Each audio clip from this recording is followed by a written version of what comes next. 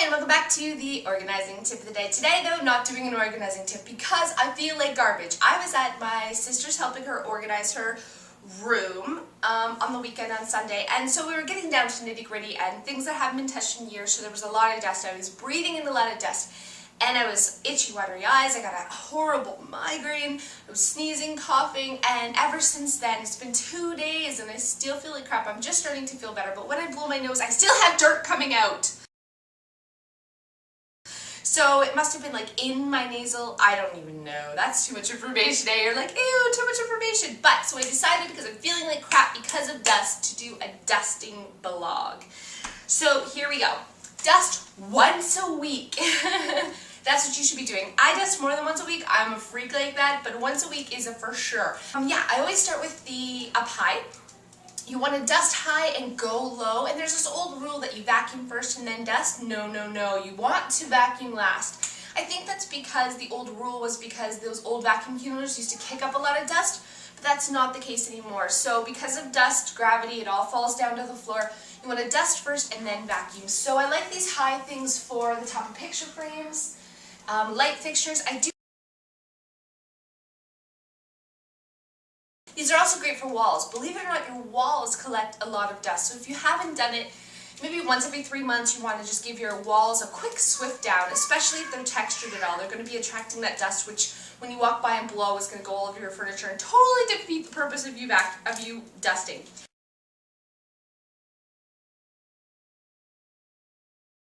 So I love these, but I don't love these for your whole house. If you have a feather duster, toss that shit out. It's doing nothing. It's just moving stuff around. And this, to some degree, is doing the same thing. It's not really getting as much as a wet dust would. So I like using a sock.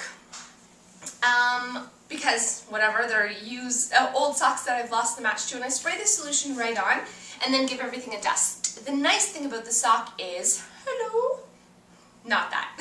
The nice thing about the sock is you can pick up your knickknacks and you can easily dust them without worrying about knocking them over. You can get into mini blinds or any little cracks and crevices, and you're not spraying right on, so you're not going to use too much of the solution and be left with like having to really mop it up. So love this. You just want it damp for dusting unless you have a ton of dust.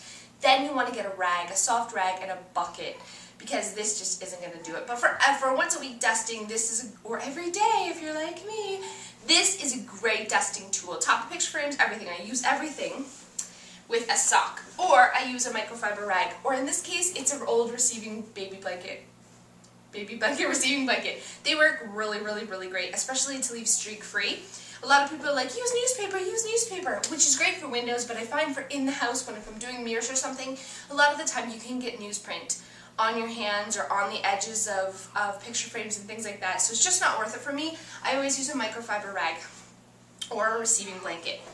When dusting furniture, again I use a sock, and look, it fits right on top. It's all like, ooh, it's stored with your product.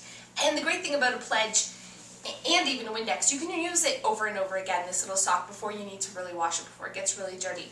So I just spray it right on, and then I do my furniture, I do my kitchen cabinets, I do any pleather furniture I have, because Pledge, any type of wood cleaner is great for that, vinyl and wicker, right? So I'll use this for all of that great stuff. Leaves it a nice pretty shine and helps protect whatever it is that you're dusting. So yeah, then lastly you want to vacuum, but I cannot address enough the fact that it's so important to do it once a week. Now when you get to furniture, you want to vacuum your furniture. I do it probably once every 2 weeks because I'm not that freaky deaky about it. But once a month I throw all my throw pillows and my throw blankets in the dryer for 15 minutes on not like a delicate cycle. That's going to get, you're going to see dust. But not if you throw it in the dryer. They're tumbling, all the dust is coming out, and it's getting sucked into the dryer. So any throws on your couch that you don't want to wash on a regular basis, or they're really delicate, and your throw cushions, throw them in the dryer to get the dust out. And then vacuum your furniture really, really good. Vacuum your mattress as well, and if you have a cloth headboard, don't forget the headboard. Anyways, so those are some dusting tips. Hopefully they help. That's your tip of the day. We'll see you next time.